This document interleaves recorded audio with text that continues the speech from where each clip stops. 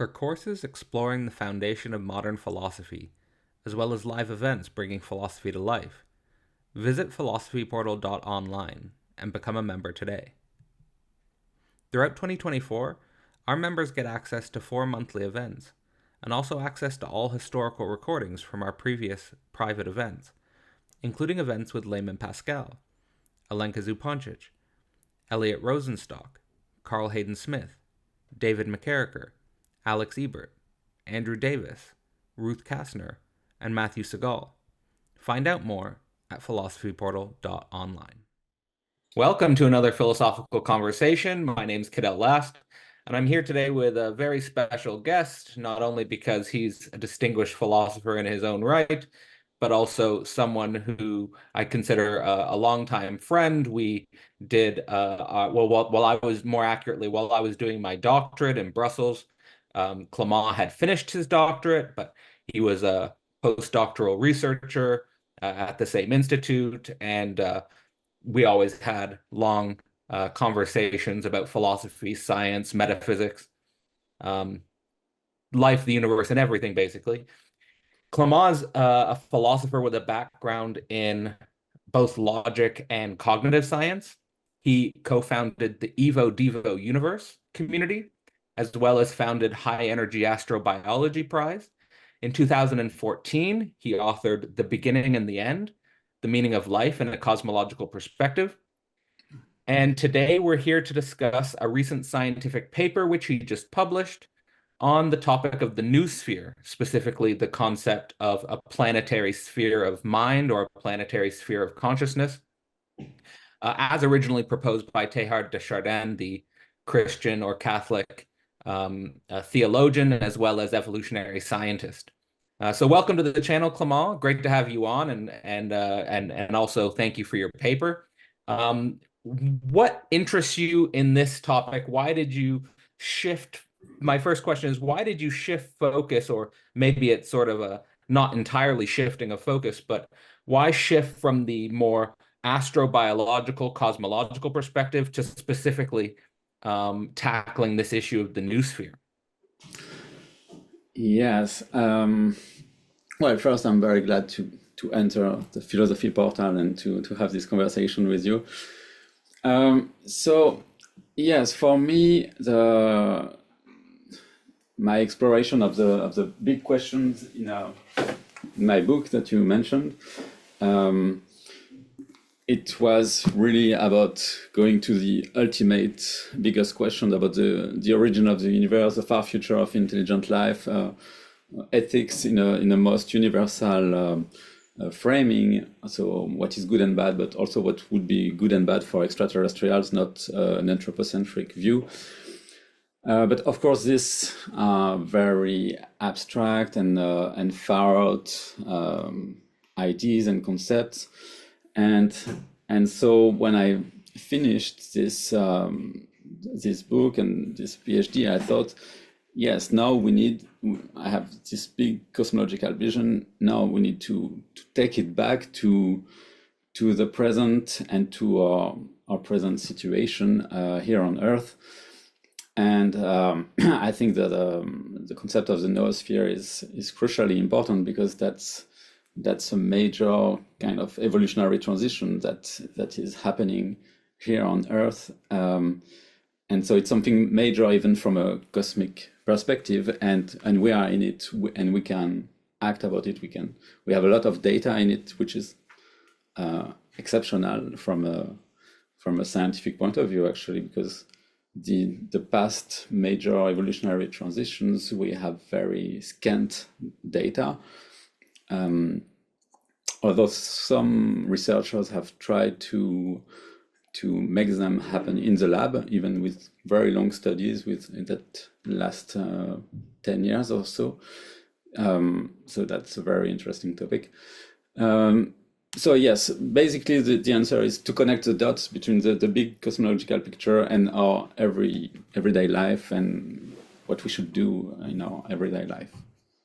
And sort of with having taken so much time, which I think people might appreciate to know that, I mean, you've dedicated well over a decade even probably 2 decades to questions of intelligent life in the cosmos, and that big cosmological point of view that you were emphasizing. When you come back to the present and specifically our situation as a global species and the concept of the noosphere, what do you think you bring from having had that experience, sort of immersing yourself in a cosmological perspective? What do you bring from that journey?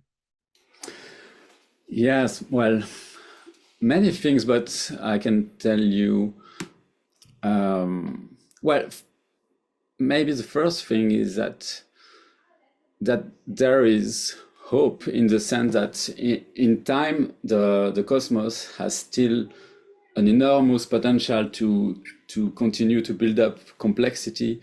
For example, even our sun will continue to shine for at least 1 billion years. And so there is this free energy available from our sun that can be used to build up complexity here on Earth. And also, yes, so also there is this idea of looking at planet Earth as one thing, as one entity. And so if you look at it from really the most universal kind of definition of a living system has a kind of metabolism, takes in free energy, and it rejects entropy and waste.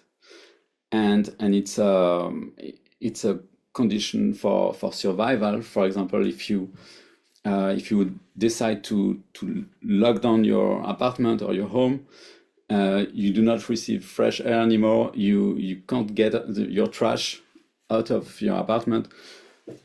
It would be a horrible death. You wouldn't be able to live very long.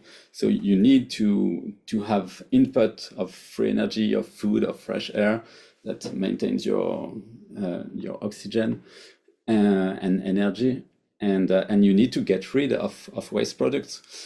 And so, for example, at this very basic fundamental view of what is a living system, the problems of climate change and global warming, in principle, they could be solved by just having more efficient ways to get rid of this waste, of the waste products that we make on Earth.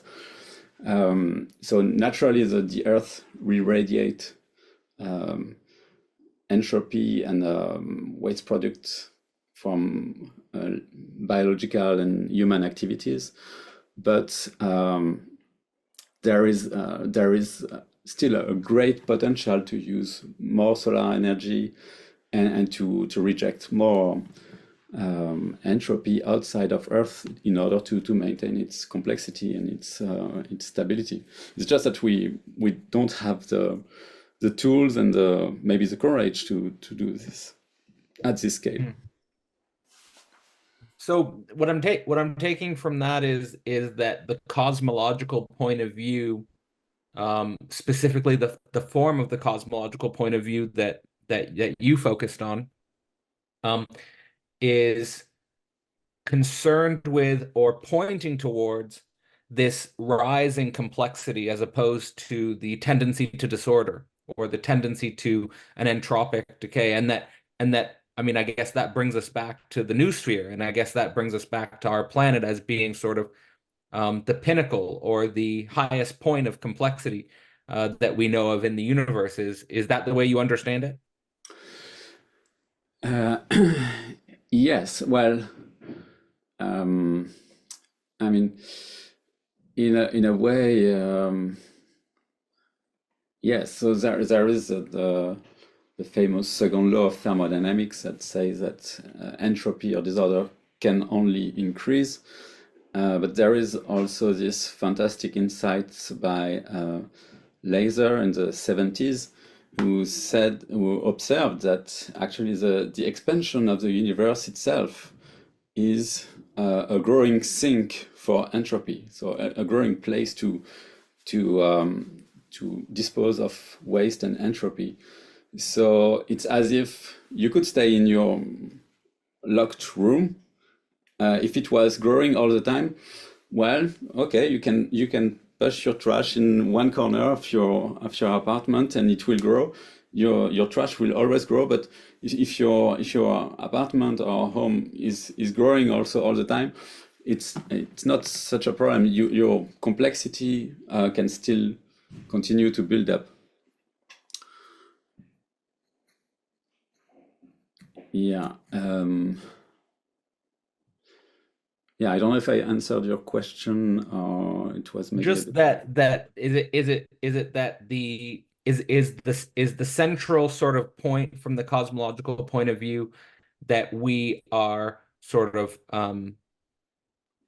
focusing on this intense buildup of complexity, as opposed to the tendency to disorder or Right, right. randomness or nothingness, that, like, for example, like, um, when we think about physics, and when we think about chemistry, um, these are sort of giving us tools to think about the universe at scale and on the largest possible scales. But when we think about human society and human history, we're dealing with a form of complexity that we don't see mirrored back to us, in any other way or in any other material manifestation. Yes, yes. Yes. Yes, because we haven't found other extraterrestrial being with which we could compare planet Earth. Um, so indeed, and I mean, as you have studied also, uh, we can argue that at the same time as we are becoming a global species, so having having conquered all the and mapped all the planet Earth and connected it with the internet, um, we are also compressing our technology, our technological abilities are also going through smaller and smaller scales. So we are actually investing the control of the inner space to control molecules, DNA, atoms, in a certain measure. And so this is interesting that it's not a dichotomy of whether going inwards and mastering the inner world or going outward, at least at the planetary scale. The two go together. It's thanks to our abilities to create super powerful nanometer scale computers and memory chips that we can develop more and more powerful internet, and communication and processing and bandwidth can increase at the planetary scale thanks to this mastery of the small scale. I just wanted to sort of bring out this point. Thank you for that. And I wanted to bring out this point because usually when we think about cosmology, or usually when we think about astronomy, people can start to feel very small. People can start to feel overwhelmed. Many people that I introduce these ideas to for the first time start to feel dwarfed by the immense scale of things, which of course is new to modern consciousness in regards to the discoveries of the last 100, 200 years. Um, and I think that, what you sort of been studying in cosmology, with sort of the rise of complexity and all of the sort of effects and consequences of that, sort of reframe or recenter the narrative, the cosmic narrative about our place in the cosmos at large. That scale, may not necessarily, or us being small relative to the universe as a whole, may not be as important as the Yes, yes, fact that we're so complex, and that this is what is actually what's interesting.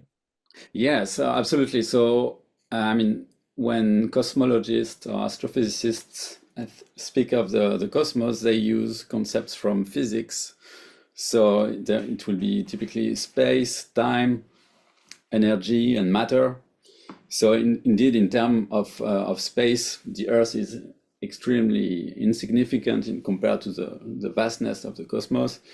In terms of time, if we just look at humans, we are were extremely recent in the 14 billion years drama of cosmic evolution. And so this may make us feel very insignificant. But what this misses is really the lens of complexity, of complexification. And there it becomes very interesting because complexification has been growing at an exponential rate since the origin of life.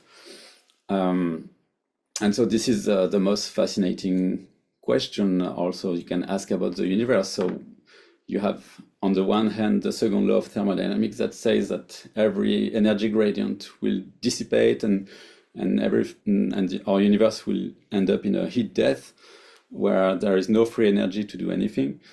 And on the other hand, what we observed, at least here for planet Earth, is this complexification, this use of free energy to build up complexity, at least locally here on Earth. And so, yeah, well, what will happen in the longer term? That's, I think, the most fascinating question you can ask about our universe. Yeah, I totally agree. And the last thing I want to sort of focus on before we get into the paper itself is with this focus on complexification and the local buildup of complexity on Earth and in relationship to cosmic scales, do you think that complexity and more complexity or complexification as a process is inherently valuable or inherently good, or that the two are linked in some way, or are there sort of more philosophical paradoxes to be explored here? Yes, I think they are generally good, but of course, in the details, it's much more complex.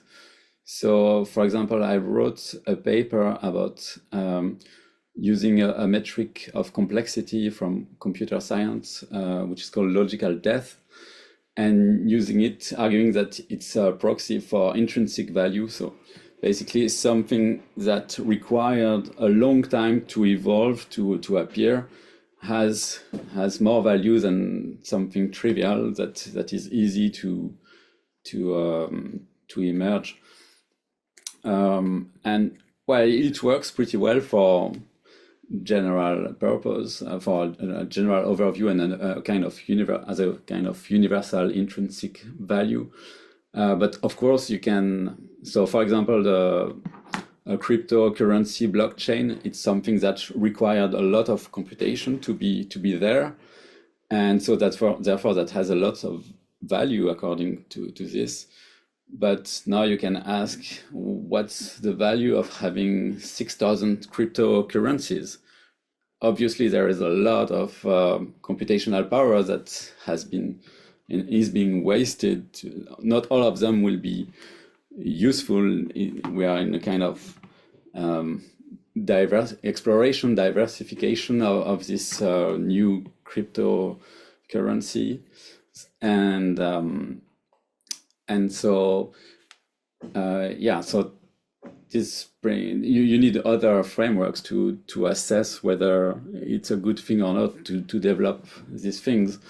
And yes, and I think yeah, in my recent paper about ethics, I outline also principles from evolution and development and from cybernetics to constrain what could be really good and useful to have. Yeah, I think it's important. I just want to point out it was funny. I sort of said is is the increase in complexity generally good? And then your first response was it's more complex.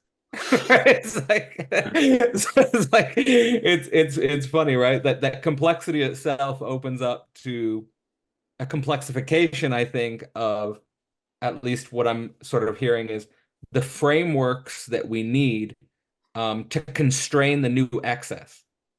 But like Yeah, I think the crucial, but I in regards to the logical depth point, I just want to point out that I really appreciate that point, and the way I sort of wrestle and struggle with that is in the relationship between what I would call a culture of immediacy versus a culture of mediation. That we're in, like for example, like it's very easy to sort of start a YouTube channel or to get caught into algorithmic cycles of immediate sort of sensation or immediate gratification.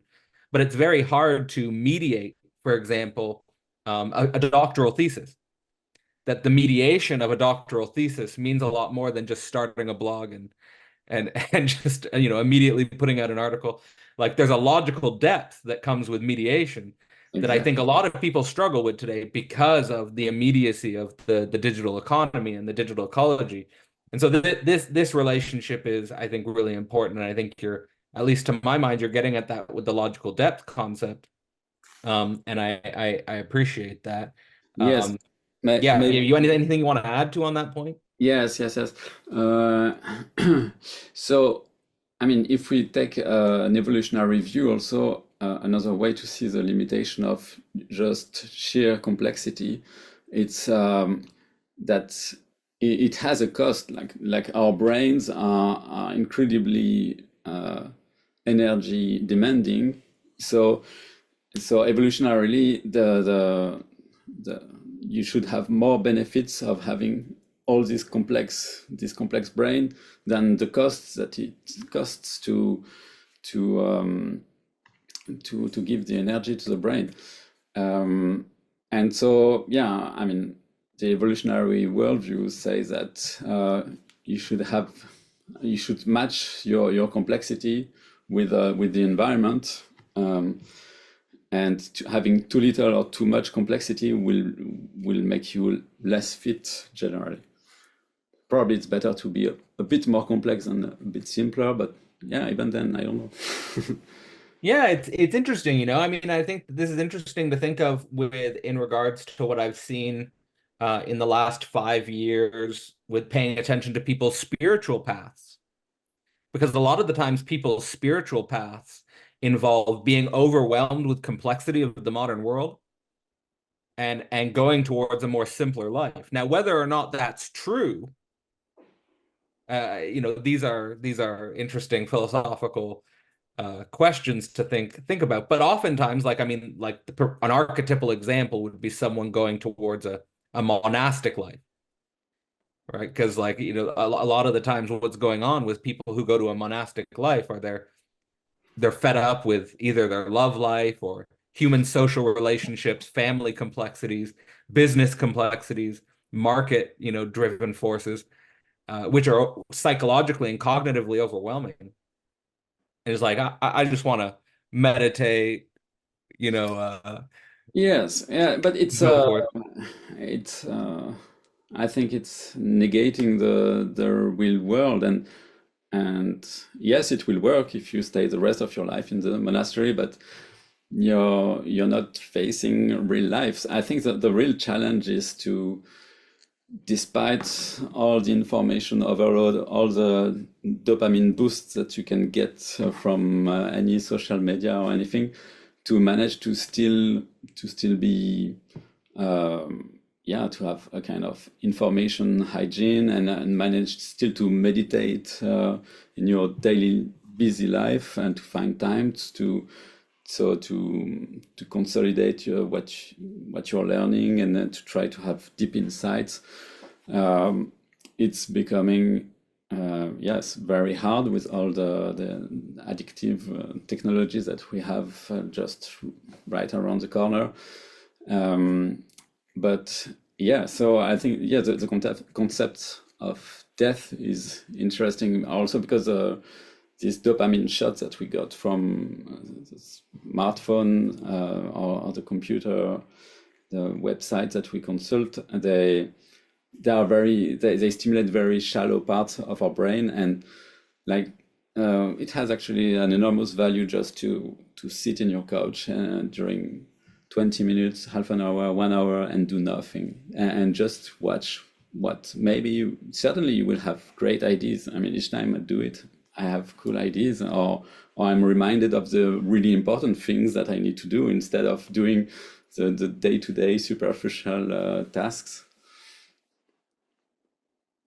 I think it's a super important point, and I think this is sort of a good opening before we get into your paper to sort of set the stage, as it were, in sort of your worldview, where you've come from, and sort of how that sort of feeds into important concepts related to daily life, like logical depth.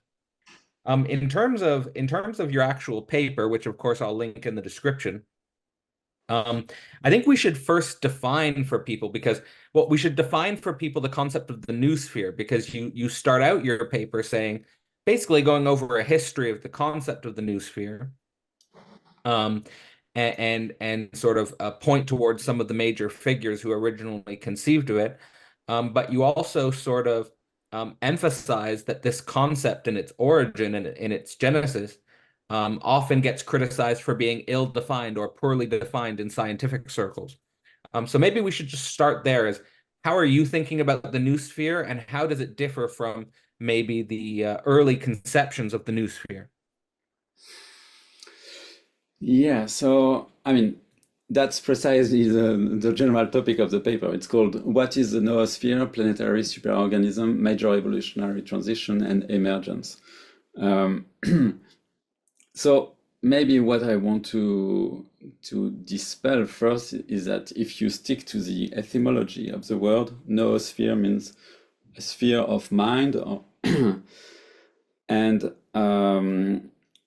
and yes, that's certainly what Teilhard de Chardin meant in a first approximation. So it's by analogy with the previous spheres that appeared on Earth, the geosphere, so just water, earth, rocks, so the non-living planet basically. Then planet Earth develops life. Life eventually populates the whole planet, and we have the biosphere. And with humans and their technology, they are building a new sphere on top, which is a sphere of information, communication, and and that would be the noosphere. Now, if you read Teilhard carefully, and especially his 1947 paper, which is called The Formation of the Noosphere, a plausible biological interpretation of human history, he actually takes really a biological point of view on the noosphere. So it's not just about information processing, information circulating on a global scale, but it's the whole biological metaphors that he tries to justify. It was already there in the organic sociologists of the time, but he really wants to argue that there is a kind of superorganism that is emerging within the noosphere. So it's not just information; it's also matter, energy circulating, and it's not just humans; it's also technology that is emerging and evolving. So I think that's it's clear, and I think it's nice for people to get a picture in their heads of this sort of relationship between, we all sort of have, I think, a concept of the geosphere. We all have a concept of the biosphere. You described those well, Earth and life, generally speaking. But we often don't think about the mind as a sphere. We often don't think about the mind as a planetary entity. And it seems like this is what the noosphere is really pointing towards. Um, what do you think? What do you think is motivating the origin of this concept in regards to it sort of having its genesis in I think the 1920s you point towards in the paper? Is there sort of a confluence of forces in your mind that are going on that force us to think about the mind as something on a planetary scale, on something on a global scale? Um, well, yeah. So the 1920s, it's pretty early to think about these things, and that's why Teilhard can really be seen as a visionary, because for example, the great acceleration, it's of everything on planet Earth accelerating, the consumption of of resources, the growth of population, etc.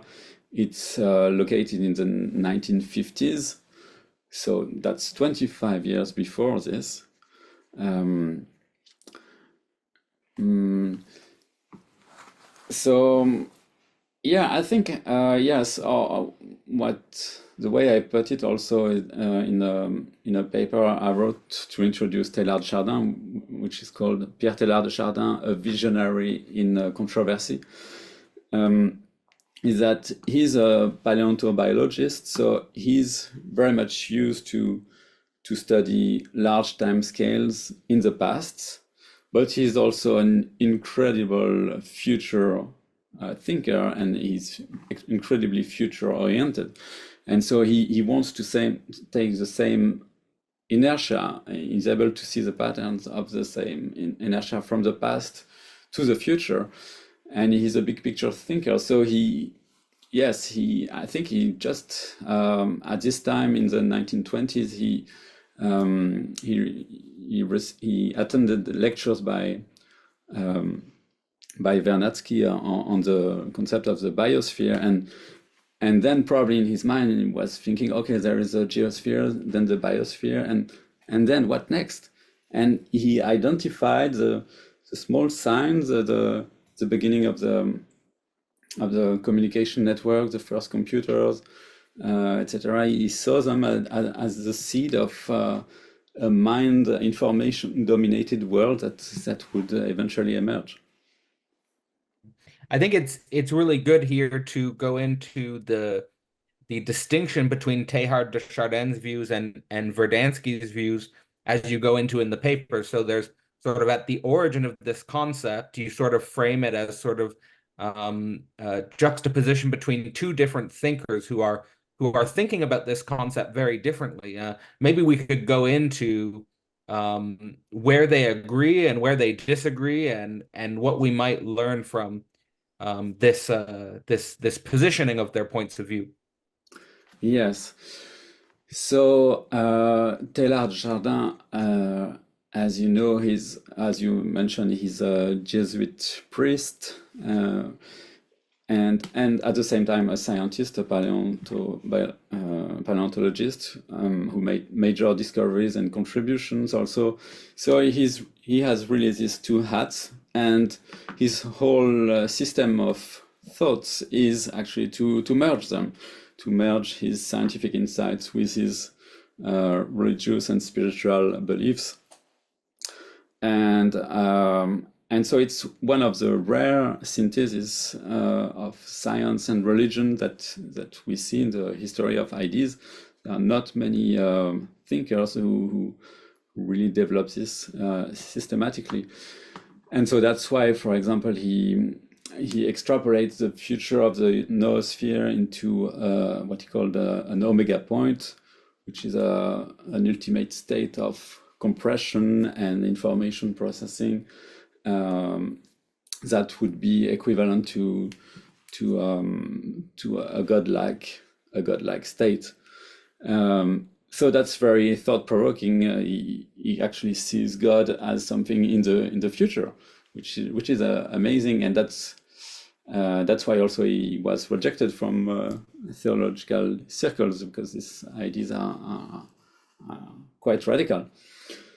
And then on the other hand, Vladimir Vernadsky, he's an atheist, materialist. He's very grounded and attached to these values, and so he wouldn't dare to extrapolate that far. And his influence has been enormous, especially in Russia. He's still a superstar in Russian intellectual circles. He's at one of the key figures of the Russian cosmism views, which is also the roots of transhumanism.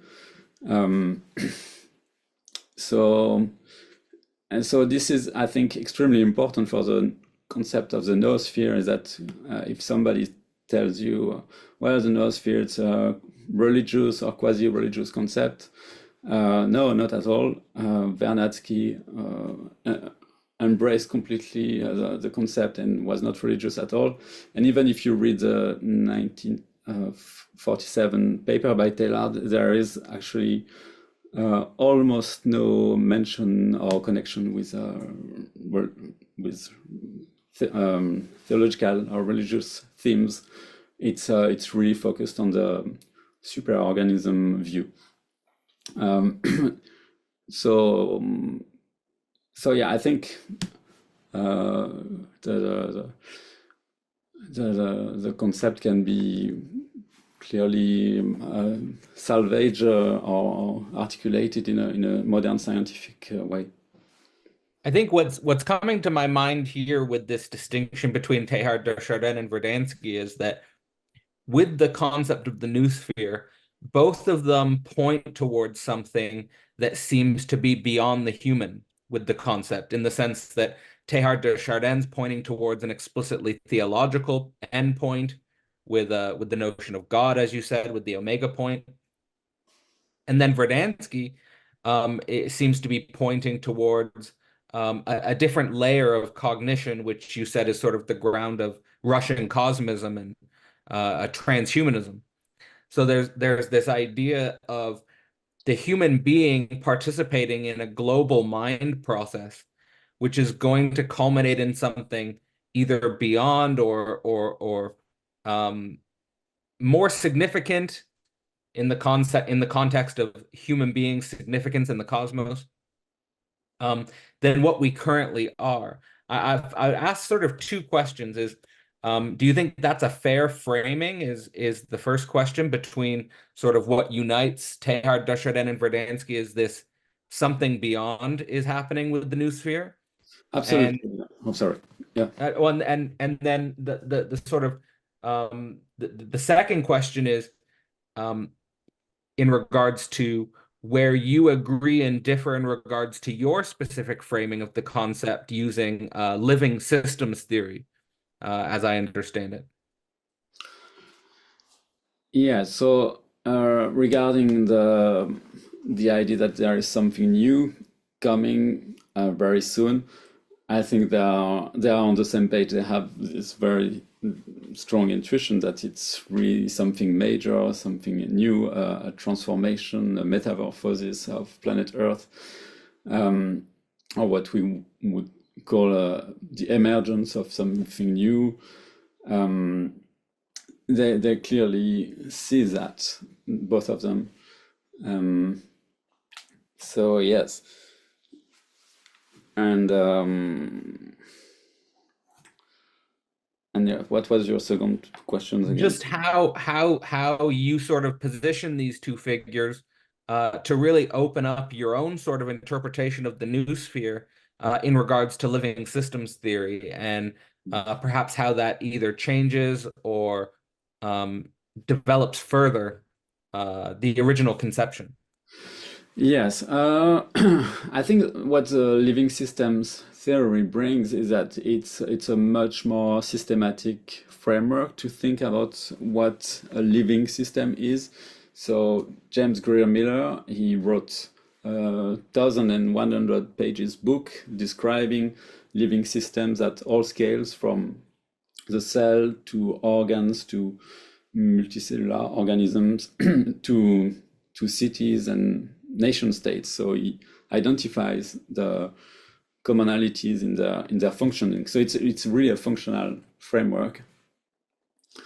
And so as I develop also in the paper, is that we are in a unique situation where we see this new living system emerging at a planetary scale. And now we can ask, we have this list of 20 functions that all living systems should have. And we can start to ask, do we have a distributor of energy, for example? Yes, all the ships and the planes that travel, of matter, sorry. So they distribute matter. We have everything we want in supermarkets. Do we have a circulatory system, a just systems that distribute information. Yes, we have the internet, but there are other things that we don't have, like a planetary decision maker who takes decisions for planet Earth. Well, we don't have a single entity that is able to regulate this globally yet. So it can clearly indicate which subsystems need to be developed and which ones are already actually quite effective in existing. It's interesting, because when we think about decision making, and sort of decision making being something that the human superorganism lacks, it's interesting to think about that as one of the sort of issues with the complexification narrative, because the complexification narrative, as sort of just sort of emphasizing that more and more complexity is a inherently positive good. Not saying you're saying that, but if we assume that increasing complexification is a positive good, we sort of, I think, obfuscate the fact that actually with the increase in complexity to a certain level, it's certainly on the level of a global superorganism, I think the argument would be that it makes it impossible for us to make decisions. It makes us disoriented because it's too complex to make decisions in the way that we did in the 19th and the 18th centuries, that the complexity is too high. And it actually could be for that reason, just speculating, that we are increasingly outsourcing, or there's a temptation to increasingly outsource decision making to artificial intelligence, or eventually artificial general intelligence, that artificial intelligence and artificial general intelligence would make for better decision makers than human beings because they have a certain functional cognition or efficient cognition, which dramatically exceeds our capacities. But it's sort of, it's interesting to think about your framework as a sort of a more systemic point of view in relationship to certainly Teilhard de Chardin's and presumably also Verdansky's, as it regards to sort of how you're articulating it.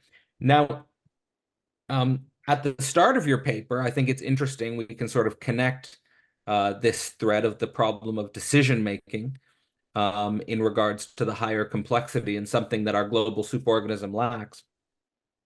You sort of frame the noosphere and defend the noosphere as an important concept to continue developing, precisely because our existing discourses about globality are tending towards the negative, in the sense of the Anthropocene being sort of our negative impact in regards to the geosphere. So this, we could already sort of plant the seed of the interconnections between the noosphere and the geosphere, for example, or the noosphere and the biosphere, because the Anthropocene is sort of emphasizing, I think, that the noosphere has such a dominant effect that it dramatically transforms the geosphere and the biosphere.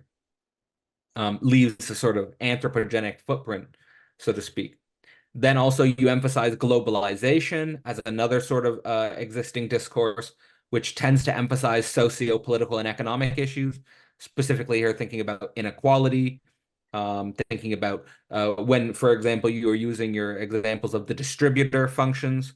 We could say, well, in certain countries, they have everything they need in the supermarkets, and in other countries, not so much. And so the distribution is radically unequal, for example.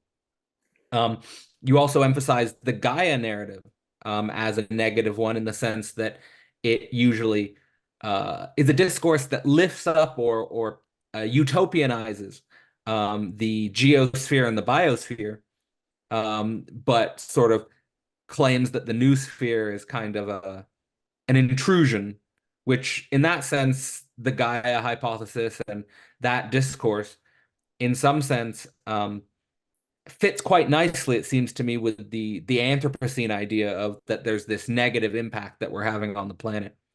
In your mind, where does the noosphere, or how does the noosphere help us navigate or raise our discourse to also recognize perhaps a more positive point of view. Yes, yes. Indeed, it's very helpful to compare the noosphere to other global discourses. And maybe as my colleague Boris Shoshitashvili did, he noticed that the Anthropocene, etymologically, it means the era of humans. So it's actually a time concept. And if you look carefully on how they write, how the writers of the Anthropocene write, they speak about forces. So we have time and forces. So these are actually very physical concepts. I mean, concepts from physics. Whereas the noosphere and Gaia, they use organismic concepts. They use life as a model. So already they are way much richer in how they may apprehend complexity, because the complex systems are best first, the biological systems are the most complex systems that we know. And so you can already see just by the language that the Anthropocene concept will be very limited, because it uses physics that can't deal with complex systems. And yes, and you did mention also you didn't yes. So one Well, big, the globalization discourse as well, I think. yes. So the globalization discourse is, I would say, rooted really in economical thinking, in capitalism. That yes, don't worry, growth will continue on planet Earth, and the economy is going well. There is innovation, and pushed to the extreme, it leads to utopian vision of the singularity, or techno-utopian vision that technology will save us, which I have a lot of sympathy with. Although, I mean, the problem with these visions is that they lack really the evolutionary worldview. If you just speak about economics, you're not thinking about the deep past and the evolutionary dynamics. And the Anthropocene, yes, it's a paleontological also discourse that thinks, yes, not so much in terms of biology and evolution. And Gaia is more interesting, but also it's more at the root of ecological worldviews, and so it sees as sacred Earth and the biosphere as it is, and it lacks the future vision that Taylor bring about seeing humans and technology as part of this evolutionary narrative, and not as a description, as a destructor of past of the past geosphere and biosphere. And I introduced the concept of what I call anthropogaia, and it's the idea to see us humans as regulators of the geosphere and the biosphere. That would be our goal, to steward planet Earth by regulating the noosphere, the biosphere, and the geosphere.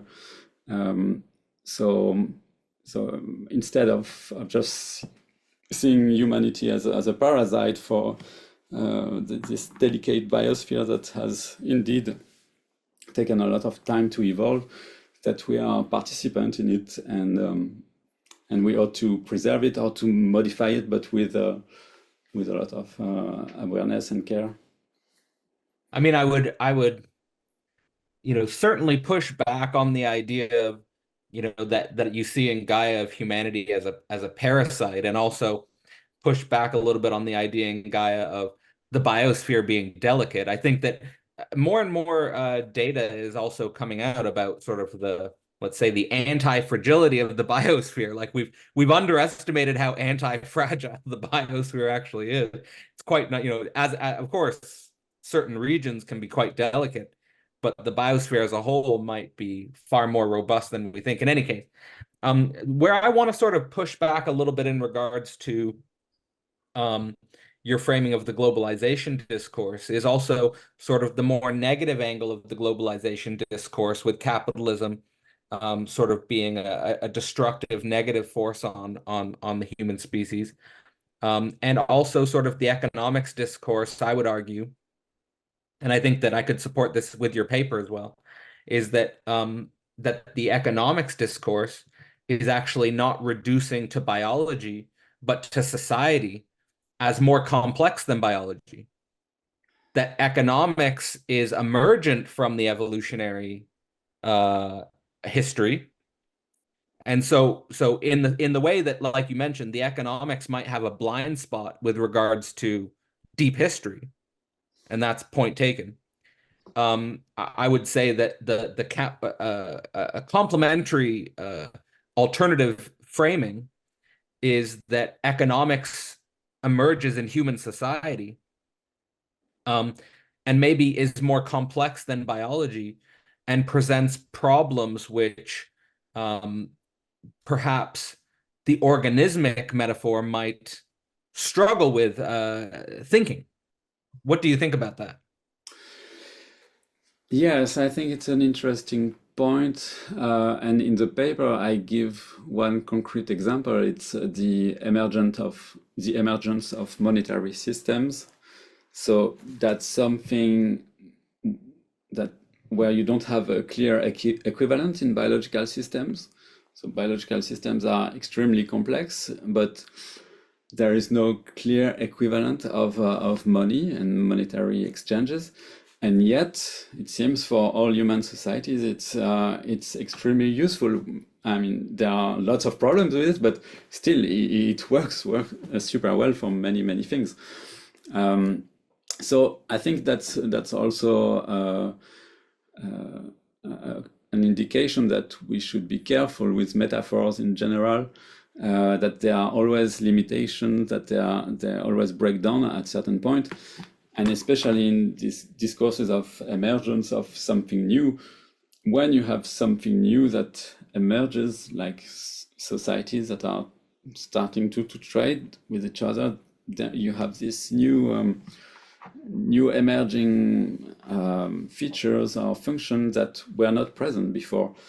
So that would be one of my criticism of living systems theory, that it might overlook the possibility of having new kind of living system property, new functions emerging. Absolutely. I mean, it's very um, sort of telling, I think, to pay attention to some of the framing and wordings of, let's say, the technological singularity theorists. Like if you take the subtitle of Ray Kurzweil's "The Singularity is Near," it's when humans transcend biology. So there's this idea that biology and living systems are precisely what are at stake in regards to the emergence of something new. That the emergence of something new, and of course, there's fantasies. I'm not legitimizing these fantasies. I'm just saying it seems like these fantasies are telling us what's at stake. Is that there's these fantasies of technological beings.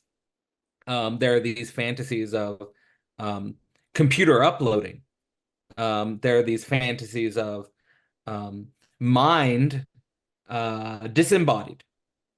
And so, there's also theorists in philosophy, like for example, who's coming to mind is Nick Land. And Nick Land theorizes that capitalism is already a type of techno alien being that is taking us, that is determining the future and taking us towards a technological singularity, that's actually the vehicle by which the technological singularity is manifest. And one more thing I'll throw out about the monetary system, in regards to not having a biological equivalent, is that even thinkers like, Yuval Noah Harari comes to mind. He'll always emphasize that money is a fictitious force, meaning that it's an imaginary force, that money doesn't have a biological or physical referent, but is a virtual referent. And that this virtuality and this domain of virtuality is perhaps what needs to be thought. I'm not sure how that fits or how that works in Yeah. regards to your ideas of the living systems. Yes, yes. So a general system insight about monetary system is that you can actually see money not completely virtual, but as an information marker, as an information that actually controls matter and energy flows. So if I have a lot of money, I can control a lot of matter and energy. I can buy energy, dig a hole, ask people to do things, to move their bodies for the goals that I have. So it's a kind of an information marker that I can send, and the interesting thing from a systems perspective is that the matter and energy flow, they flow in the opposite direction of money. So I give you money and you do that with your body. So there is this flow. So it's not more virtual than any information system. It's information. And we see that in today's with modern ways of payment that we actually don't need the paper bills and the coins. We can do this with smartphones, and that just tell the information in our bank account to change from one bank account to another. So it's just an information transfer. Yeah, it's a really important and good point. It's actually I think it's worth bringing up. This is a conversation that I've been having with Joris de Kelver, who, not sure if you know him, but he's a friend in Brussels. And he's actually spent most of his career as a banker. He jumped out of the banking system, but it's interesting talking to him about money because because of his background. One of he actually brought up he said it, he framed it in the same way that you did as well, is that money is basically this transfer where I can use money to get your body to do what I want for my goal. And one of the things he's researching now is that he's moved from the banking system, which is of course a capitalist logic, to a nonprofit or a sort of alternative economic cooperative, which is working on a commons logic. And he was saying that one of the most difficult things to go from the capitalist logic to the commons logic is talking about desire. Because if we talk about desire, we can't just use money to get other people's bodies to move towards our goals. Right?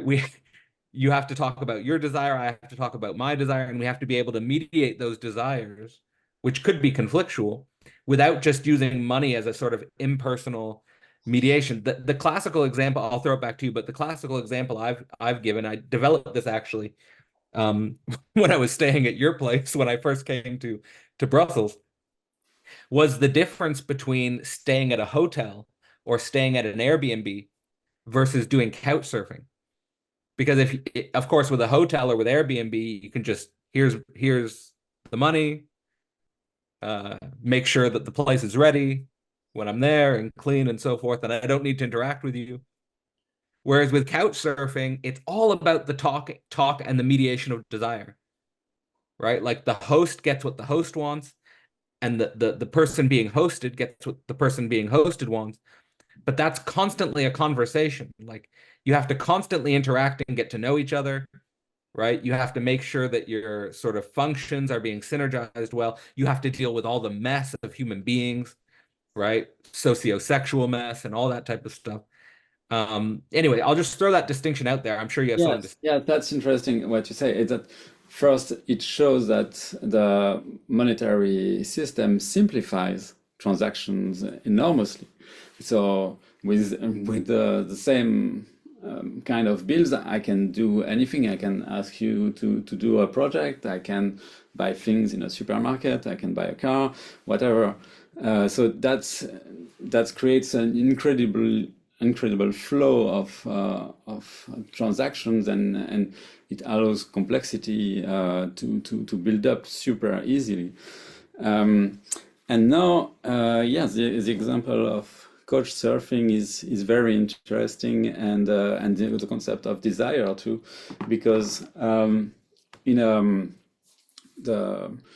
the logic of a capitalist society is to make if things go well, the things become almost almost free, almost become commodity. So at certain point, many people or organizations have free energy, they are freed from the basic necessities, and then they can start to decide to act on the things they really care about, they really desire, and we see this with the rise of NGOs, where a lot of people would do voluntarily work for NGO, or with very little money income, whereas their intelligence would allow them to make much more money. So that's an interesting twist, I think, that the capitalist logic defeats itself. Or you also see it with the billionaires. The billionaires, they have all their needs satisfied, and so now they can decide to do good for society at large. And it will be their taste that guides this good, which is problematic, because they don't necessarily have an overview of what would be the best thing to do, and it's anyway very hard to have. So yeah, there is this. The capitalist system creates this huge amount of free energy, of human being satisfied, being willing to work on projects they are passionate about, and also this accumulation of richness by billionaires and millionaires that can potentially do a lot of things. Our courses exploring the foundation of modern philosophy, as well as live events bringing philosophy to life. Visit philosophyportal.online and become a member today. Throughout 2024, our members get access to 4 monthly events, and also access to all historical recordings from our previous private events, including events with Layman Pascal, Alenka Zupancic, Elliot Rosenstock, Carl Hayden Smith, David McCarricker, Alex Ebert, Andrew Davis, Ruth Kastner, and Matthew Segal. Find out more at philosophyportal.online. Absolutely. I think that sort of nicely transitions us into sort of discussing the way the living system, the way you articulate the living systems theory as a metaphor, and then sort of emphasize that this organic metaphor. I'd be interested to go into some detail about this. You say the organic metaphor is not very popular in political circles today. And then give examples of typical left and right wing sort of interpretations, and where it either differs from the interpretation, which I took to be the Marxist point of view differs from organic interpretation. And then the right wing point of view can be sort of synergized with the organic metaphor, but often to a collectivist ideology, a collectivist totality. So I'd be interested to know sort of how you think about politics with the organic metaphor, and where you see its utility and where you see potentially its shortcoming. Yes, well, it's a big question. It's delicate, of course, politics. But basically, what I write in the paper is that so oftentimes the organic metaphor, the problem, at least for the right wings values, is that the individual freedom of agents, of humans, seems to be undermined if you have to do something for a greater super organism, something greater. So that's a bit a double-edged sword of a concept like the noosphere, that having this greater thing than ourselves that is emerging, it can be very fascinating and uplifting, and give a sense of something greater to contribute to, which we long for as humans.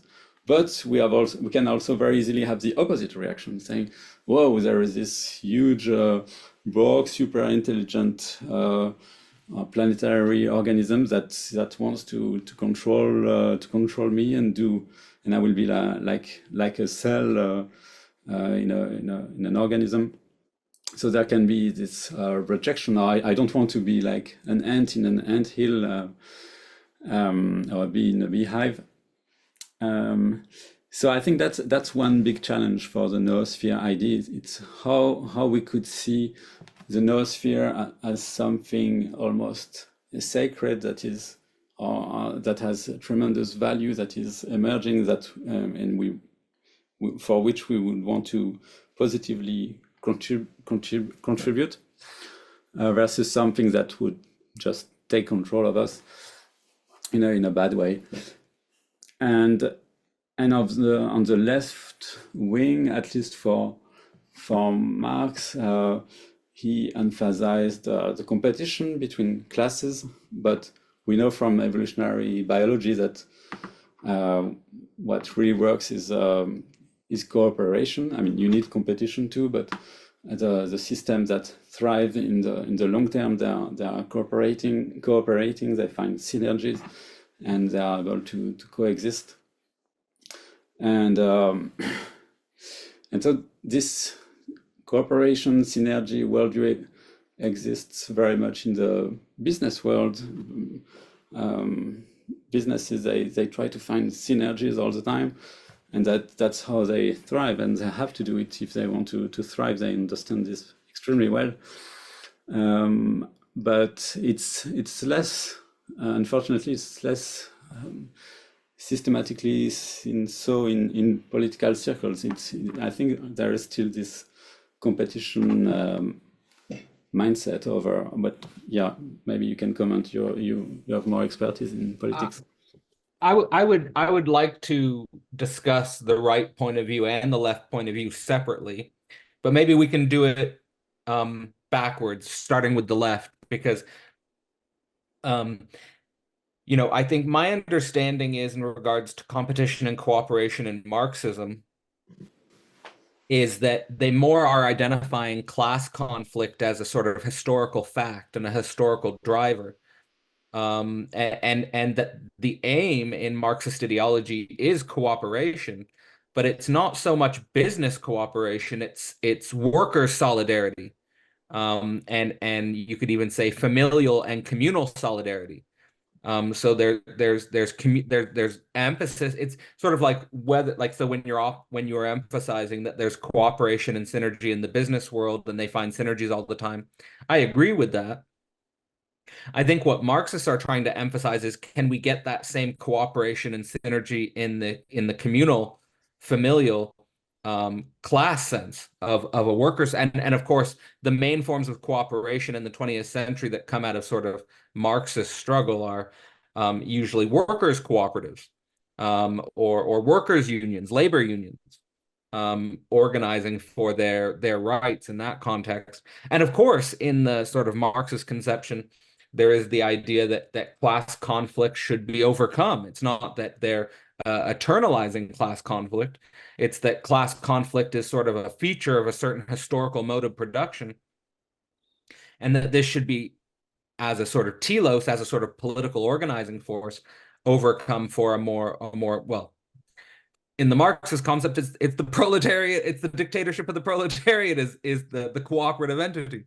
Now, I'm certainly not here advocating for that one point of view, but I just sort of want to outline sort of how I understand competition and cooperation working in the Marxist point of view, because I think it should be sort of properly complexified to its notion. Right. Yeah, no, thank you for this correction.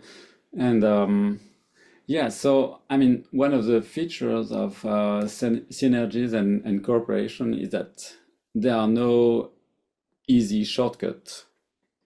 It's difficult. Synergies are difficult to establish and to make and to run smoothly. So you typically need time. It's a deep kind of You object need in the sense. logical depth. Yes, yes. And typically you need a lot of trial and error. You need to synergize in try one way, try another way. So maybe that could be a limitation of Marxism, that he thought he saw the solution, but it's probably much too naive compared to the complexities of real societies and different classes. And so we need much more sophisticated ways to organize this and enable these synergies, both by enabling bottom-up regulation and top-down, and I think we need a mix of the two. It's interesting. So let me outline sort of how I understand it. How I understand it is that Marx's original early thought was very utopian communistic in the way that you're saying, naive. And this can often get caught up in ideologies. However, the later Marx, specifically referencing Das Kapital, and basically it's his proposal of an economic science, basically. And in his conception of capital, he basically, against the sort of the Gaian point of view, which might see us as the parasites in regards to nature, Marx thought capital was the parasite, right? Like, so he would articulate capital as a monstrous parasite. And as far as I understand Das Kapital, I'm not an expert on that text, and I want to give it the time it deserves as well, eventually, if I can. He sort of leaves us not so much with a utopian solution, but with a sort of a deadly warning. It's like, this is much more difficult than I originally conceived. So I get the sense that with Marx's career as a thinker, he gained a logical depth. That in the beginning there was a utopian naivete to the idea of communism, and towards the end of his career there was a more of a sobering tone to economic science. And then there's been huge problems with governments and political organizations after Marx using capital as an economic science and a paradigm to run society, which doesn't seem to be the solution. Yeah. Okay. So is there anything else you want to say about the more left or Marxist orientation as it regards to living systems theory before I sort of point in the right-wing direction?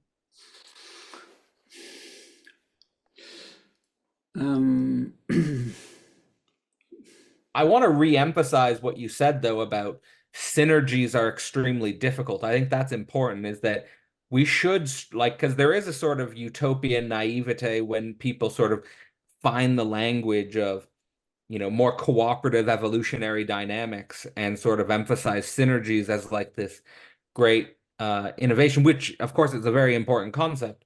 I was sort of influenced by Peter Corning, who I think you know on that topic, and he has a very cooperativist leaning point of view on evolution and so forth.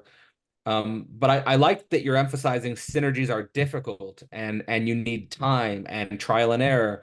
And so oftentimes getting synergies, like whether it's in the business context with how business, you said, businesses run more smoothly and there's easier to find synergies, or it's easier to play that logical game than oftentimes in political context, because I think synergies in political context have to deal with human messiness in a way that capitalism can, like you said, capitalism is a great simplification.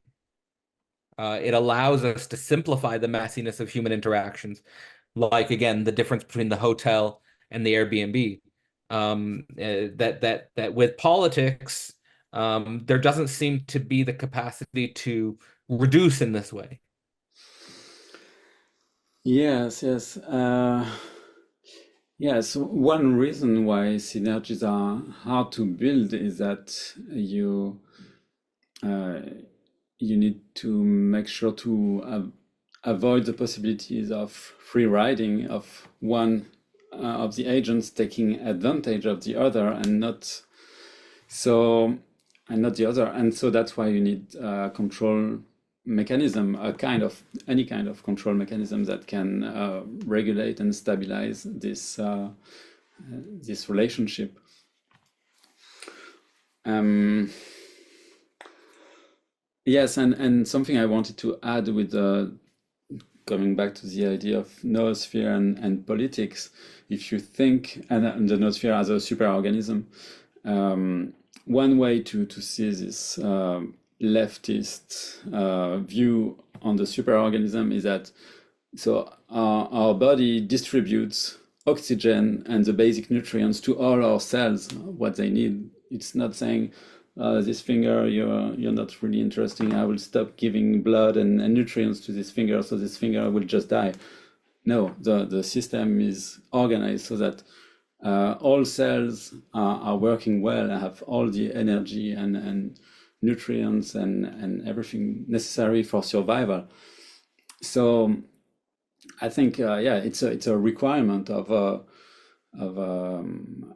society that works well, that all the parts are working well. Of course, it's a dangerous analogy because as in the body does apoptosis or it triggers also the death of cells and we have millions, billions of cellular death every day.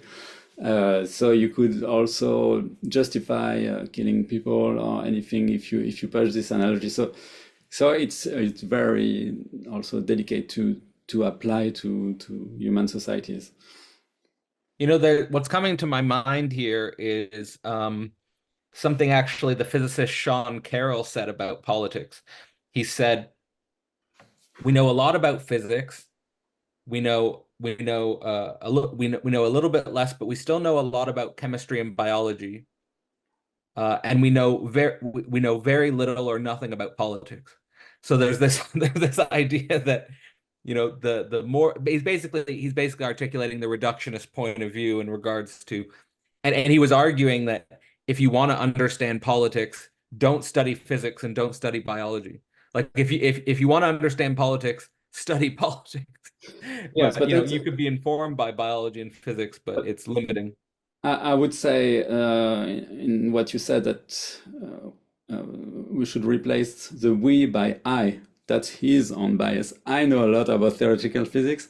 I know almost a little bit about chemistry and less about biology and even nothing, almost That's nothing about right. politics. That's his That's right. biased, reductionistic indeed understanding. But the thing is that there are tools of thinking such as systems theory, evolution that are extremely general, that speak about the dynamics, the universal kind of functions that can be used as a language to understand these different systems, these different disciplines. And this is key, I think, for the future of understanding the complexity on planet Earth and gaining new insights and new ideas to understand all these different systems. Yeah, point taken on Sean Carroll, absolutely. Although I do respect his point of view on physics.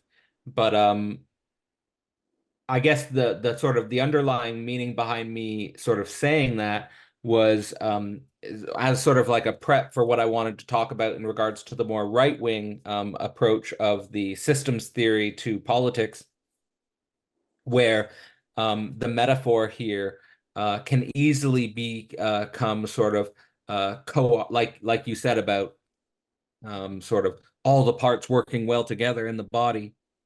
It can easily lend itself to a collectivist ideology, basically. And I think that the metaphor there, and I think the main distinction here that I always found interesting, which you already brought up, was, you know, the human being is a superorganism in the same way that an ant or a bee is a superorganism, but human beings are not ants or bees. in precisely in the sense of their differentiation, and their capacities for differentiation. Whereas ants and bees sort of have a differentiation which seems to be governed by genetics. Human beings certainly don't have a differentiation which is governed by genetics. Of course, it could be informed by genetics. Not only the epigenetics I'm talking about, but of course, I think primarily I'm talking about language, culture, and mind, as sort of processes which open up a level of differentiation, which cannot be seen in certainly the other superorganisms. So I'd love to get your point of view on sort of where this metaphor can be taken too far, in right-wing orientations, collectivist ideology, and yeah, what you think needs to be done to problematize it. Yeah, so I mean, the worst atrocities in history have been committed using this organismic metaphor. And so, if you read Mein Kampf by Hitler, he uses the organic metaphor very explicitly, and he speaks of Jews as parasites. And so that need to be eliminated, and or yes, you can I mean, yes, that's another metaphor that people with the Gaia hypothesis speak about. They see humanity as a cancer, as a kind of replicating entity that is destroying all of nature. And of course, these are very scary analogy, very striking, but they are extremely dangerous if you take them to the letter. So, so I think we need really to be extremely careful when we hear any kind of biological analogy, and be able to say, wait a minute, we are not a beehive, or an anthill, or just any kind of superorganism. Again, we need to appreciate the unicity of the superorganism that is forming, and not to reduce it to a multicellular organism, or a superorganism as in insect societies. So yeah, my main comment here is that these are very useful analogies, but when we want to apply them in practice, and defend values, we should be extremely wary. Absolutely. I mean, certainly National Socialism is something that functions as a body politic, and in a sort of very dramatic sense. And as you said, the question always seems to be what a body perceives to be a parasite. Like that. It seems to be, and this is, I think, in part why I think, at least in some of my circles, Rene Girard has become so popular, is because he has that theory of scapegoating. That the parasite is basically the metaphor of the parasite is basically a mechanism of scapegoating. Who are we going to scapegoat to precisely purify the body? Right? How can we purify the bodies? In the National Socialist context, we're talking about certain racialist purification. But in a Marxist sense, you could say there's a purification in relationship to money being dirty, right? Any capitalist transaction being dirty, right? And that we should purify to the abstraction of just the human relation, and the human relation without money, and stuff like this. So it's interesting to think about that. It also, I think, applies to religious bodies. And I think that's something we should be paying attention to, in regards to the body of the church, or the body of a certain denomination, right? And that the way these collectives function is not only to obfuscate individuality, but to scapegoat the other denominations, or to scapegoat the people outside of the church. Whether it's on the level, and this could be on the level of Christians versus non-Christians, but it can also be on the level of Catholics and Protestants, of course, as we the Right, right, religious right. wars and So stuff. yes, so basically, indeed, what you say is correct. So when you have a large group of humans that organize around a certain identity, around a certain set of values, the stronger the identity it forms, the more propensity there will be to be this in-group and out-group view, and that therefore the out-groups are the bad guys, and that we need to destroy them. They are parasites. They interfere with our goals. So this is extremely destructive, of course. Instead of trying to keep a synergistic and cooperative view, thinking as the other group as just a diversity, another set of another religion, another what can we do together? And well, of course, if you don't have this in this example, in the religious value that no, Christianity is the only right message about God, it has the only right conception of God, then all other religions should be seen as bad, or they will need to be enlightened by a higher message that Christianity only has. So that's where it can become dangerous, is that it lacks, it can lack tolerance. So, but I mean, these are very complex because these issues are very complex because Christianity is extremely smart. For example, of the people who don't believe in the God of Christianity will be considered as just not informed yet or not enlightened. They're on a wrong path, but we can bring them back. There is hope. We can forgive you to be an atheist, but you come with us and you will see the light. So this is extremely smartly designed, or it's very smart how it evolved to still have also compassion universally for all humans, even if in practice there are religious wars. Even the sinners. Are we really going to have compassion for the sinners, Yes, Clement? I think so. I mean, that's one of the great things of Christianity is to cultivate forgiveness, which is also key in game theory.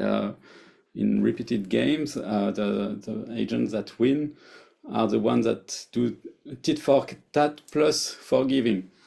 So it's quite amazing that actually the values of Christianity, basic values such as forgiveness, has been found back by cold, rational economists who study game theory and try to find the optimal interactions.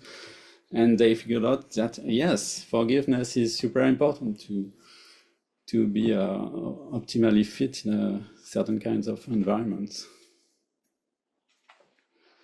Absolutely. Yeah, no, that's something really important. And it's actually something that I discussed recently on the channel with Nina Power, who's basically her central thesis of her book, What Do Men Want, is this idea that our society has abandoned the concept of forgiveness, especially between men and women, and that the cultivation of a capacity to forgive, and it's also a very tricky concept, right? Because it's also context of forgiveness, and conditions of forgiveness are also important to think through, and forgiveness outside of any religious denominational paradigm, but forgiveness sort of as sort of a mode of being, let's say. Um, okay, yeah. So I think that's dealing with the left and the right issue pretty well. Um, and I sort of want to come to something that you emphasize in the living systems theory from more of a cybernetic point of view. And here we're getting at sort of maybe something that we could say is your political orientation is the emphasis on guided self-organization. And the emphasis on guided self-organization is, you said something as a mixed strategy. And specifically, what is the mixed strategy? The mixed strategy between processes of bottom-up organization and top-down organization, processes of horizontal organization and processes of vertical organization. And how do you understand that working in your point of view? And Could you go into some detail with um, how that might apply to, practically speaking, the transition from where we are in our current political organization to something that might reflect a new spheric organization? Yes. mm, so maybe as an example, we could take even capital in itself, and money. That is something at first sight that can be used very much bottom up as a self-organizing. You just let agents trade and so on. But then in the long term, as we see today, there are lots of issues.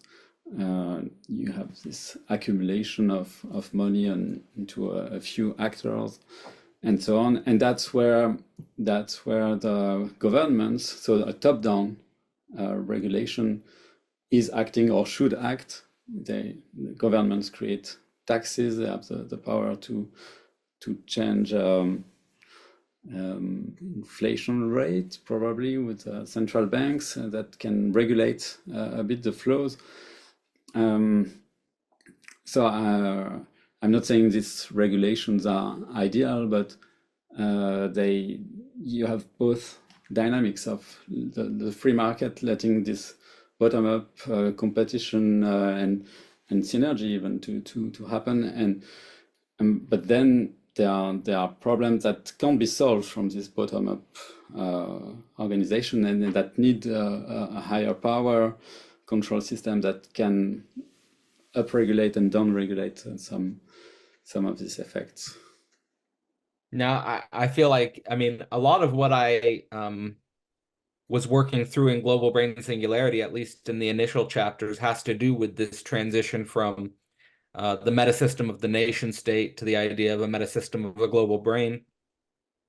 And one of the things that I always paid attention to in this research was this idea that the bottom-up force that you're pointing towards here, specifically with let's say free market capitalism, in the 20th century was working very well with top-down dynamics, forms of regulation, and I think we have certain political moments that sort of represent breakthroughs in regards to the synergy between bottom-up and top-down organization.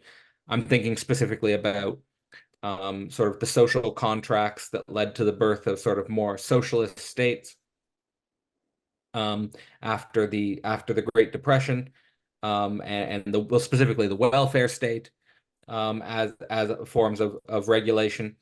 But that in the 21st century, these dynamics seem to be broken in the sense that capitalism is so global, and the flow and the simplification that comes with capitalism is so powerful, that we lack the capacity for global regulation. This came up specifically in the popular book Thomas Piketty's Capitalism in the 21st Century. I mean, one of the things he talks about in that book is the problem of regulation, basically, and the problem of regulation in the absence or even the impossibility of a global state. We could even say that the global state's undesirable. But this brings us to basically questions of the philosophy of the state. Yes, yes. Yeah, but maybe I shouldn't have started with this most complex topic.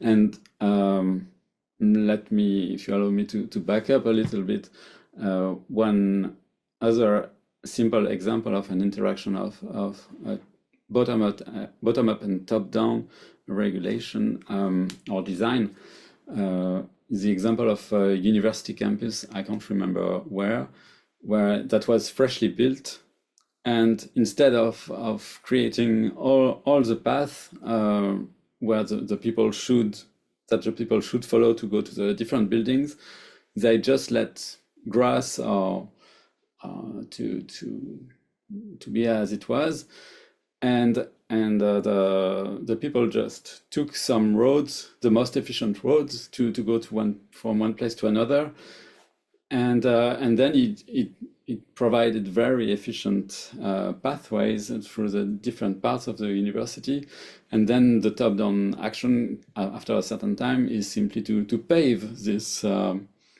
roads that have been created bottom up. So you have this bottom-up self-organization that is then reinforced from a top-down force. No, it's a very, very simple example compared to the complexity of first the rise of nation states, and then their interactions and their regulations. Yeah, no, certainly. And yeah, maybe apologies for going too deep into the most complex topic regards to bottom up and top down. I guess the reasoning behind going into that most complex topic is not only because of its sort of immediate its immediate relevance to our political situation, I think, but also its direct connection to your paper and the idea that the Noosphere helps us to navigate what you call a major evolutionary transition. And so maybe to sort of explain the background of these dynamics in greater detail, we might want to go into what is a major evolutionary transition, how have they happened in the past, and how is this connected to the concept of the noosphere, specifically in relationship to what we were talking about with, let's say, nation states and international actors, Yeah. like you emphasized in the paper. Yeah, so I mean, one thing we can notice with Taylor de Chardin is that he saw that evolution was not random. He saw a pattern of things evolving. But the main drawback of his system is that he recognizes the patterns, but he's not really able to explicit the causal mechanisms that lead to those patterns, and that maybe able to predict what's coming next. And on the other hand, you have the great work of cyberneticist Valentin Turchin, who advanced the concept of metasystem transitions, as you know, and he says that new systems can emerge when there is a higher level of control that controls the behavior of the lower level entities. And a third step is the connection that John Stewart made between these two.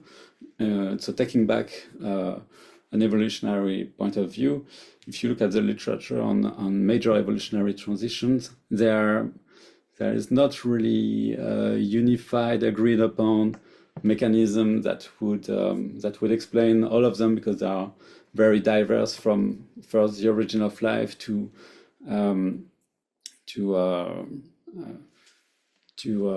unicellular organisms, and then eukaryotes with more complex cells, up to multicellular organism, and then social animals, social groups that build cities and nations, up to nations, and then the noosphere. And so he argues that what drives these major changes are the emergence of a control mechanism that is necessary to neutralize the free riders, because, as we discussed, synergy is very hard to emerge and to maintain, because there will be, if there is the option, there will be free riders that will want to profit more from the system, and they will destroy actually the system. So if the system wants to survive, there needs to be any kind of regulation mechanism. control mechanism that prevents this. and yes, to link it back to the noosphere right now, I mean, the way we think often in terms of us as human beings and the noosphere. I think it's wrong. When we speak about the noosphere, we need to think about the highest living or pseudo-living systems that have emerged, which are nation states. These are the most powerful kind of living systems that interact, that can have real impact on a global scale. But they are not regulated. There is no higher global governance system or regulation that can really limit their power. So that's the greatest challenge we are facing now. That we need new governance systems that can regulate the actions of nation states, to limit their global pollution, to limit their ability to enter into a war in a whim, etc. Yeah, I mean, I think it's important to emphasize the new governance systems have to limit nation states and nation state powers, specifically as it regards to war. And it seems like we are heading back into pretty serious wartime situations in certain contexts today. I would also again emphasize that we also need governance to limit the international actors, international specifically corporate and capitalist forces, which are certainly not acting in the benefit of the system as a whole, and they can't act in the benefit of the system as a whole, because they can only survive by maximizing profits. So there's always going to be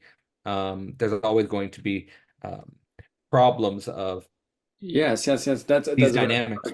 yes, that's very correct. So if there is no higher regulation mechanism, the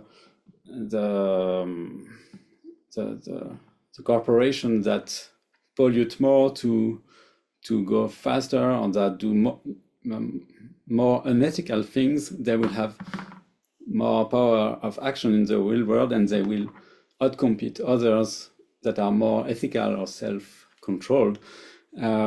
So that's why you really need a higher level control mechanism that both punishes the free riders and rewards the cooperators and the actors that do good. Yeah, it's like you said, it's one of the most difficult things we're facing right now. And as you state in your paper, as it regards to the noosphere as potentially a planetary major evolutionary transition, you say seems like a godlike challenge to steer a planetary major evolutionary transition. And I'd be interested to know your point of view on the relationship maybe between politics and theology on issues of how we think about the major evolutionary transition. I know that Teilhard de Chardin spent a lot of time thinking about the unity between religion and science. You state in the paper that Chardin saw the possibility that in the noosphere, or in Omega Point, science and religion would be unified. Perhaps in Omega Point, perhaps science and religion don't even exist, because Omega Point's probably some intense state that transcends our normal cognition. But how do you understand these interactions and these relations, and has studying this topic in particular opened up a different perspective for you? Yes, well, these are big and very stimulating questions. So I can just offer some brainstorming here. But the way, well, first, when I become aware really explicitly of the power of money, that only with money you can manipulate matter and energy, I was outraged. And my first reaction was actually, no, it's not true. You have people who have desire, who have who are intrinsically motivated or motivated by other value systems that can act powerfully in the world. And I was thinking especially about religions. Religious people, they are in communities, they are extremely well organized, and they can have tremendous power, and they have had certainly tremendous power in history by being extremely tightly linked with politics. And so the link with theology and the noosphere, I think it ties in with what we discussed about this idea that we need to have to develop a sense of the sacred, to see that evolution is something that has accumulated complexity and now is on the verge of becoming something even greater, planetary things, planetary superorganism. And I think we need to be able to celebrate this and to see ourselves as humans as key actors for this transition. And it's an absolutely unique moment in evolution. And yeah, and there is probably more to be said and to develop to make this narrative even more inspiring. Yeah, it's interesting that it seems to focus around developing a sense of the sacred. We have actually just been, well, it will be in the past when this is released, but we just had a month at the portal focused on the concept of the sacred in collaboration with the Center of Process Studies. As you know, Andrew Davis, as well as Matthew Segal and Ruth Kastner. So it's been really interesting to think about how we understand the relationship between the sacred and the profane in regards to modern society, in regards to secularization processes, and how perhaps we need to rethink these things or rethink these dynamics. I know that in your work, both historically, as well as how you point towards the end of this paper, something that has perhaps been sacred for you has been the search for aliens and extraterrestrial life. And I think that does bring us full circle in some sense, because we started this topic really focused on the complexity narrative and the human being and the noosphere being sort of this high point of complexity in the universe, as you mentioned, because we haven't found yet another sort of alien civilization or another sort of evolutionary line of complexity which would give us a capacity to compare and contrast our own. But that's something that you sort of bring up at the end of the paper, is that the destiny of the noosphere is not only to develop a sort of planetary consciousness, but also to connect and relate to other noospheres. And maybe you could give a little bit of background on the importance of this topic for your philosophical work as a whole, as well as how you understand it in the context of this specific paper. Yes, yeah. So, I mean, the general idea is that if we take seriously the idea that the planet itself is becoming kind of alive, a thing that has really a living quality in itself, then it can't stay looking at itself internally forever. What it will want to do is to indeed observe its environment and care about existential risks first. So, like asteroids coming that would have such as the one that has wiped the dinosaurs, to be able to anticipate this this environment that can be threatening. That's one part, but the other part is indeed to really want to communicate with others, or at least first to search them, then to find them, and then to start a communication channel, because yeah, life is sad if you're alone. So So I think that's the logical thing that will be developed. If you look at how much money and resources we spend in astronomy, well, it's growing a lot. It's great, but it's still very little. Most of our sensors are looking into our own internal functioning, and which I think is logical and necessary. But if you imagine that the noosphere in, I don't know, 5,000 or 50,000 years is super well regulated and everything works super well, then again you have the story of freeing energy to do other things and to develop sensors or missions to explore space. And I want to emphasize that this is quite different from the transhumanist view of just uploading your mind and then sending your mind somewhere else to explore the cosmos. Here I'm really thinking at a planetary scale. It's the planet Earth itself that wants to know others. And yes, for example, I wrote a blog article recently when ChatGPT was going out, saying that actually civilizations could communicate much more richly if they would send each other not the hello, here we are Earth, but sending their large language models. So imagine that we would receive a message which is actually a kind of extraterrestrial ChatGPT. Then suddenly the whole of humanity would be able to ask millions of questions to this civilization, and we could do the same, send our own ChatGPT. So it's another paradigm of communication that is really planetary, because all the knowledge of that planet would be embedded in this message, and this would bypass in a certain way the core problem of interstellar communication, which is limited by the speed of light. So this limits the bandwidth.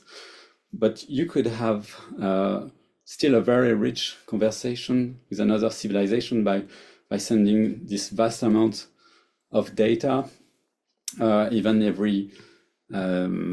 if it's every 2, 3, 4 decades, you would have an update from this civilization. It would still be extremely rich. Well, we can dream. I'm not sure how likely it is, but it would be one of the coolest things ever, I think, if we could scientifically study different alien civilizations and be able to sort of get a richer sense of a comparative analysis between different intelligent civilizations. I thought that was always one of the things that disappointed me the most about the way the universe appears to us today, is that the Fermi paradox, basically. Why, the quietness of the universe, at least as we think of it today. But yeah, I mean, it makes a lot of sense to me that the noosphere will not just be internally reflecting on itself forever, but that it will look for other modes of communication. It will look for other modes of contact. I think that's an important point. And I think another important point to emphasize that you bring up in the paper is the way in which this, in some sense, seems necessitated by evolutionary logic, because the noosphere just by itself doesn't have any selection pressures, doesn't have any selection mechanisms. Whereas, like, of course, with nation states, there's an evolutionary ecology of nation states. But the noosphere doesn't actually have an evolutionary pressure to become a noosphere in the sense that it's just a noosphere by itself. So I guess the question that appears here would be, in order for the human species to really form a politically unified noosphere, as it were, do you think there needs to be another noosphere as almost a motivation or a selection pressure to form as such? Yes, that's a common question of whether you need a common enemy to make an alliance. Like, do we need to have a common enemy to be friends? And I think the answer is no. We can be like we don't have common enemies, and we can still be friends. So I think there is intrinsic value in having a good relationship with others. Then, of course, if it exists, it's an extremely powerful unificator indeed. If you have to make war against a common enemy, yes, that's great. But then again, it means also that you have a limited worldview. If you think in terms of war and enemies, you're not thinking in terms of synergies. Well, some wars are necessary, but yeah. I would propose. I don't think we have a very pronounced common enemy, but I'll propose a potential I'll propose a potential common enemy, and this comes back to our goes back to our first conversations. I think is that I feel like maybe our common enemy would be reductionist physicists who don't want to take into consideration the possibility of an astrobiological model of the cosmos. What do you Right. say? No, but obviously, yes, we have common enemies, not just this one. I mean, I take your point, though, that the common enemy as a model for our solidified identity is not the highest form of alliance. yes, but yes, and anyway, in this case you're mentioning, it's an intellectual common enemy, so it's less radical than a real physical war enemy. So I think it's actually healthy. It's Karl Popper who said that with our rational society, the battles can be done with the power of words and arguments, and we still battle, but we battle with words instead of swords, which is a wonderful evolution. I think it was Sigmund Freud in Civilization and Its Discontents who said that the start of civilization is when we started throwing insults instead of throwing rocks at each other. So and again, this war of words instead of war Yeah, of swords. yeah. There are even schools where they tried to reduce violence by saying that you can hit others. You say, "I know you," but first you need to take a paper and a pen and write why you will hit this person, what happened. You put this paper in the box, and then you can hit the person.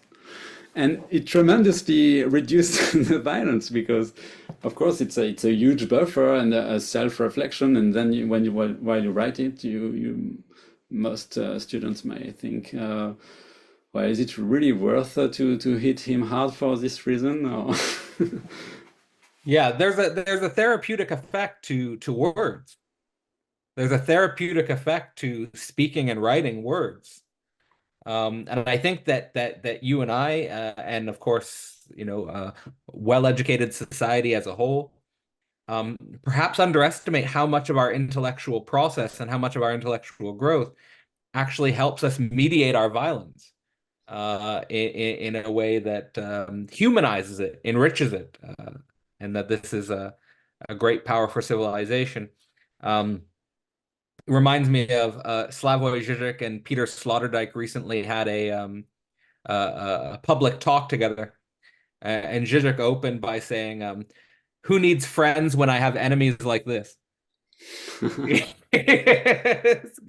So it's again this Karl Popper notion of the rational society as a battle of words, seeing it as a positive thing. But of course, when it comes to the history of theology and politics, um, uh, oftentimes these intellectual differences do lead to actual violence. And so, absolutely.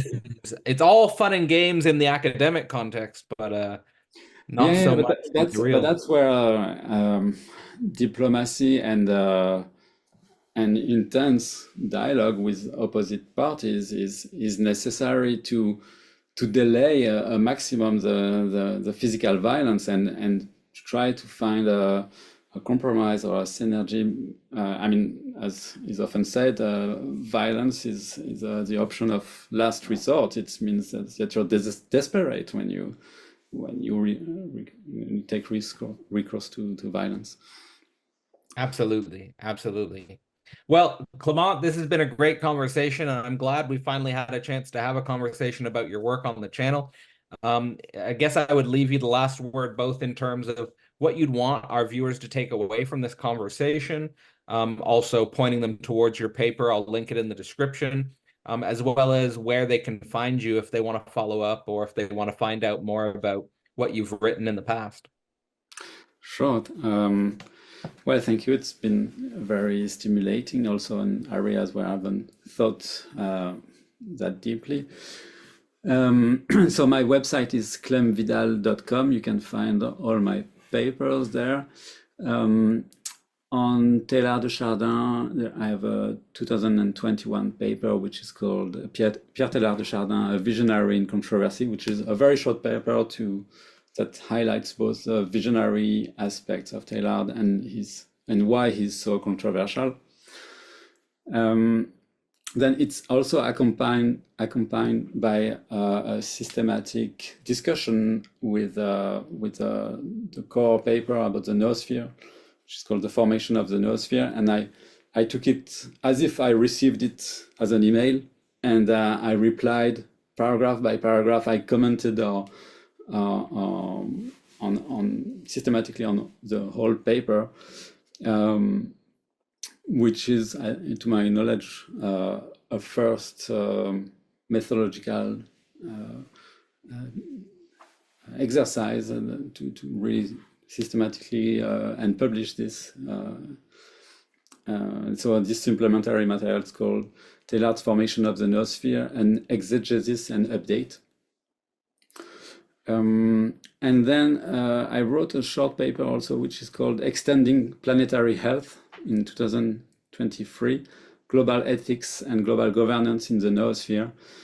And among others, I propose that the great acceleration of the 50s need to be now regulated with a great regulation for planet Earth, so that we need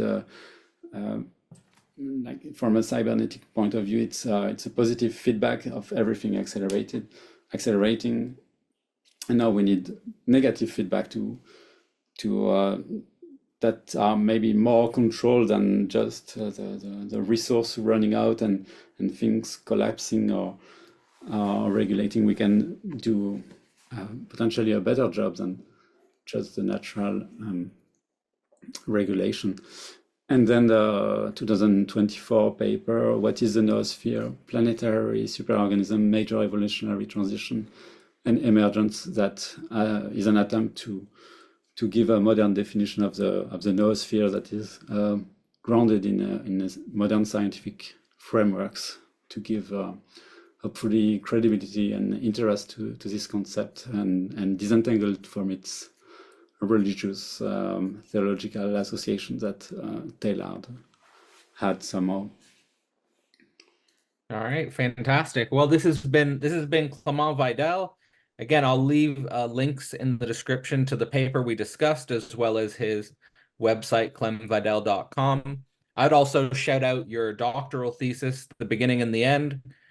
So check that out if you're interested in his more longer form book. And for everyone who stayed with us the whole time, thanks for watching and have a great evening. For courses exploring the foundation of modern philosophy, as well as live events bringing philosophy to life, visit philosophyportal.online and become a member today. Throughout 2024, our members get access to 4 monthly events, and also access to all historical recordings from our previous private events, including events with Layman Pascal, Alenka Zupancic, Elliot Rosenstock, Carl Hayden Smith, David McCarricker, Alex Ebert, Andrew Davis, Ruth Kastner, and Matthew Segal. Find out more at philosophyportal.online.